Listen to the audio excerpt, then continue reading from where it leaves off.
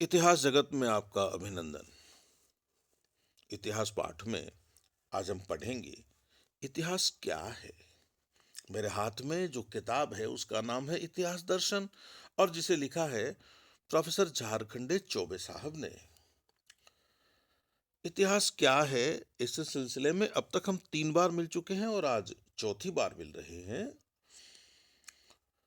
लिखा हुआ है कि इतिहास अतीत तथा वर्तमान के बीच का सेतु है। इतिहास क्या है, अभी भी यह एक विचारणीय प्रश्न है। G.R. एल्टन के अनुसार इतिहासकार जिसे लिखता है वही इतिहास है। History is what the historian rights. उनकी किताब है द प्रैक्टिस ऑफ हिस्ट्री। इतिहास क्या है, यह अब भी एक विचारणीय प्रश्न है। एल्टन के अनुसार इतिहासकार जिसे लिखता है वही इतिहास है।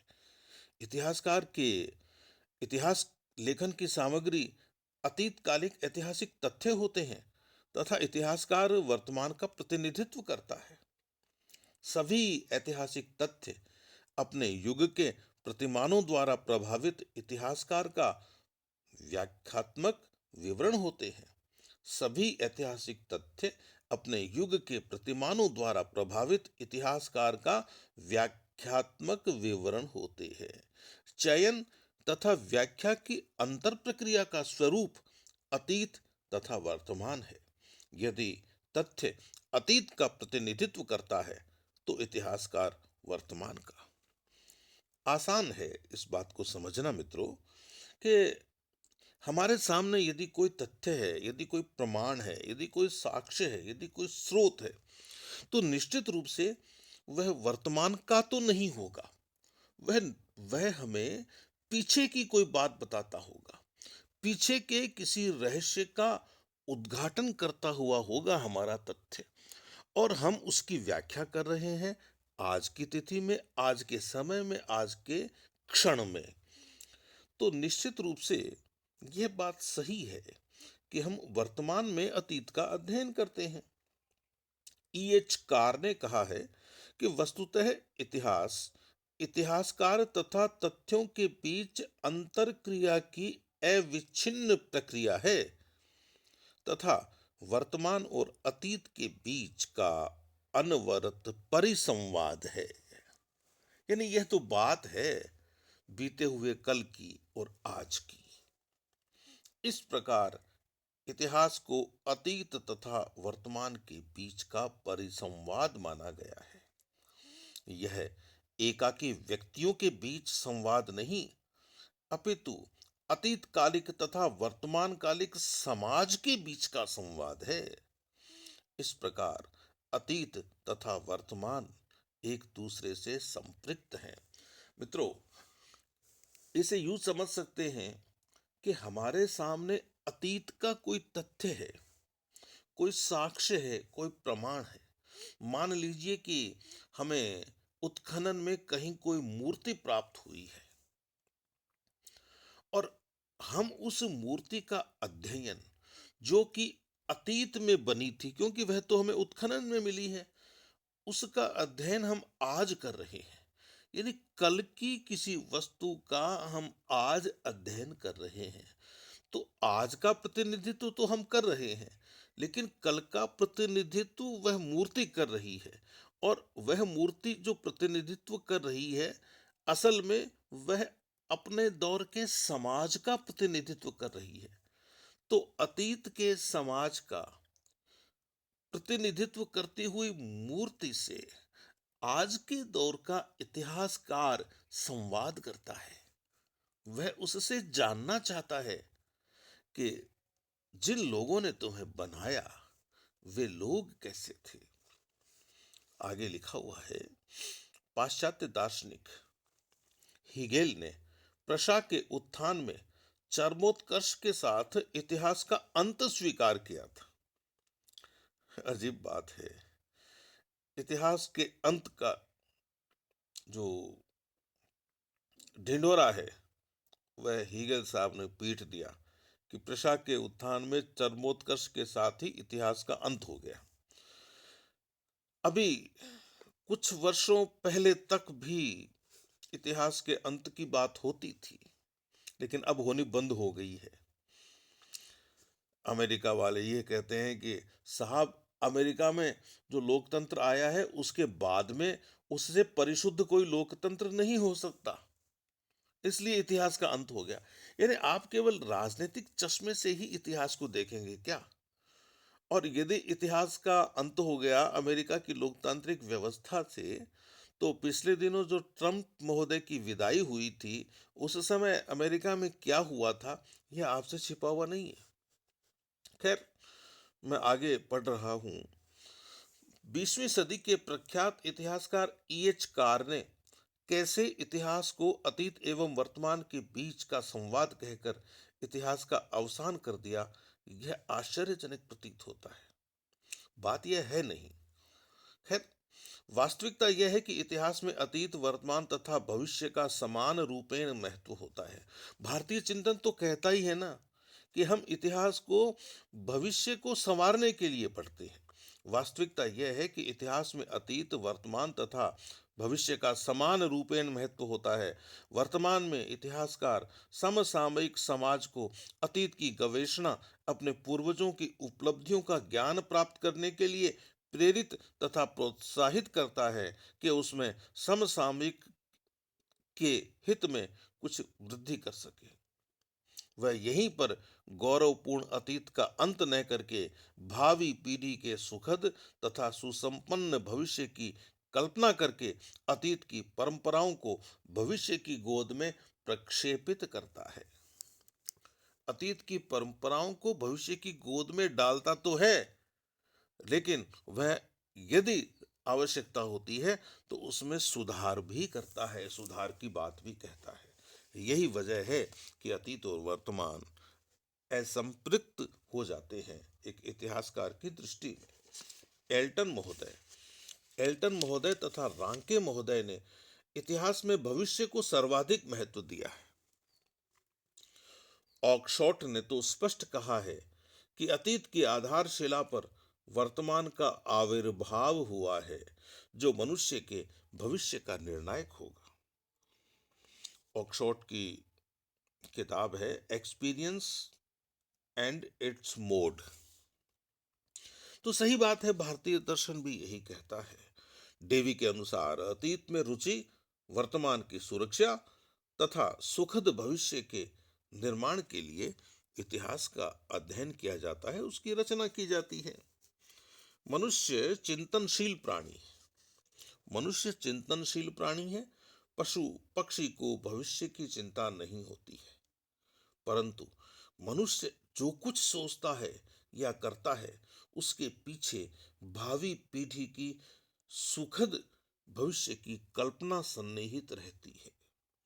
भारतीय मनीषियों ने वेदों, महाकाव्यों तथा इतिहास की रचना समसामयिक सामाजिक सुखों तथा स्वांतः सुखाय के लिए नहीं, अपितु अतीत की गौरवपूर्ण परंपराओं को भावी पीढ़ी के सुखद भविष्य के लिए किया है। भारतीय इतिहास में महाराणा प्रताप, शिवाजी, झांसी की रानी लक्ष्मीबाई, भगत सिंह, चंद्रशेखर आजाद आदि ने अपने जीवन का बलिदान अपने सुख के लिए नहीं, बल्कि भावी पीढ़ी की स्वतंत्रता के लिए किया था। जब कोई इतिहास की पुस्तक का लेखक विदेशी दार्शनिकों के प्रभाव से मुक्त होकर भारतीय दार्शनिकों के प्रभाव में आता है, तब वह सही दिशा में आगे बढ़ता है। चौबे साहब ने यह लिखकर कि भारतीय इतिहास में महाराणा प्रताप, शिवाजी, झांसी की रानी लक्ष्मीबाई, भगत सिंह, चंद्रशेखर आजाद आदि ने अपने जीवन का बलिदान अपने सुख के लिए नहीं, बल्कि भावी पीढ़ी की स्वतंत्रता के लिए किया था, तो वे भारतीय चिंतन से प्रभावित होकर ऐसा कहते हैं।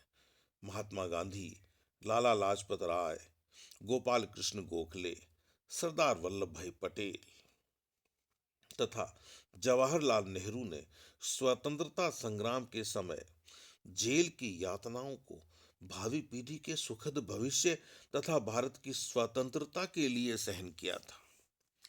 मित्रों, और भी बहुत सारे नाम जो जुड़ सकते हैं इसमें, एक बहुत बड़ी सूची है। यदि हम स्वतंत्रता संग्राम की बात करें तो भी, जो शुरू होती है 1857 में मंगल पांडे से और आकर ठहरती है महात्मा गांधी तक। ये तो कुछ चुने हुए नाम थे जो झारखंडे चौबे साहब ने अपने मन से लिखे। और भी बहुत सारे नाम मिलेंगे आपको। चौबे साहब आगे लिखते हैं, अतः इतिहास निरंतर गतिशील काल चक्र, अतीत तथा वर्तमान को संपृक्त करने वाला एक सेतु है, यानी एक पुल है।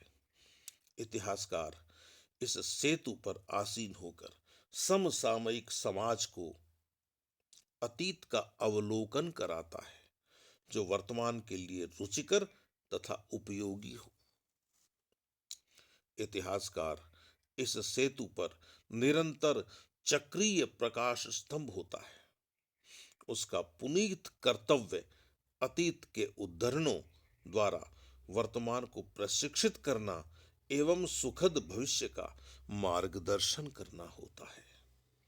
अतः इतिहास अतीत तथा वर्तमान के बीच संपर्क मार्ग पर एक सेतु है, जो अतीत, वर्तमान तथा भविष्य के बीच के अवरोधों को दूर करके भावी पीढ़ी के लिए निष्कंटक मार्ग का दिशा निर्देशन करता है।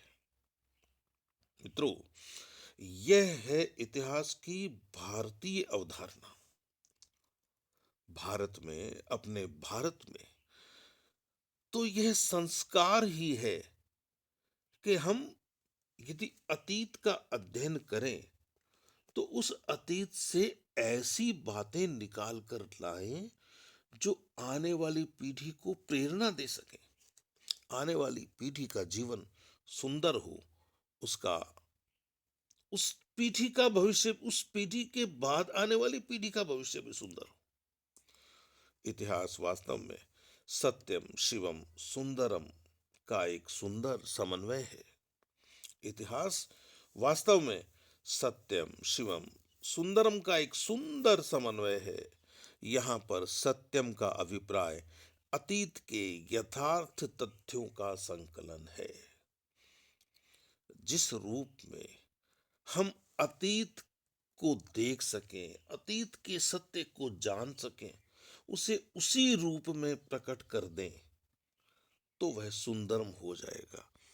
और उस रूप, इस रूप में प्रकट करें, इस युग में प्रकट करें अतीत के सत्य को, और उसे इस दृष्टिकोण से प्रकट करें कि इससे प्रेरणा लेकर भविष्य की पीढ़ी अपना जीवन सुधारे, तो कहना ही क्या, फिर तो निश्चित रूप से सुंदरम ही होगा। अनेक इतिहासकारों ने अनेक इतिहासकारों ने समसामयिक विशेष वर्ग के लिए कुछ ऐसे अतीत के तथ्यों के आधार पर इतिहास की रचना, समाज के बीच विषाक्त वातावरण के सर्जन हेतु भी की है। मित्रों, यह बात भी सही कहते हैं डॉक्टर चौबे डॉक्टर चौबे साहब, कि यदि आप अतीत को वर्तमान में किसी वर्ग विशेष के हित साधन के लिए लिखेंगे तो उससे आने वाली पीढ़ी प्रेरणा नहीं लेगी, उस पीढ़ी को दुष्प्रेरणा ही मिलेगी।